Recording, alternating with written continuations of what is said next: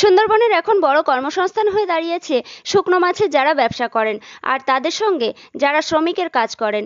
যেখানে কর্মসংস্থান নিয়ে একাধিক প্রশ্নচিহ্ন রয়েছে, সেক্ষেত্রে শীত পড়লেই শুকনো মাছের কারবারিরা যখন শুকনো মাছ খুঁটিতে, শুকনো মাছ শুকোতে এবং বাছাই থেকে শুরু করে সমস্ত কাজ শ্রমিকদের কাজে নিযুক্ত করে, তখন সেই শ্রমিকরা কয়েকটা দিন এই কাজের সঙ্গে যুক্ত থাকেন, তারপরে আর অন্য কাজে চলে যান। কারণ সুন্দরবনের বেশিরভাগ মানুষই চাষবাসের সঙ্গে এবং মাছ ধরা ও শ্রমিকদের কাজ করে থাকেন।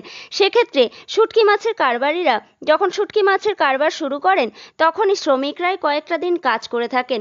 তবে দক্ষিণ চব্বিশ পরগনার সব থেকে বেশি শুটকি মাছ দেখা যায় নামখানা ব্লকের হরিপুর কালিস্থান এলাকায়। তবে শ্রমিকরা কি বলছেন শুনুন।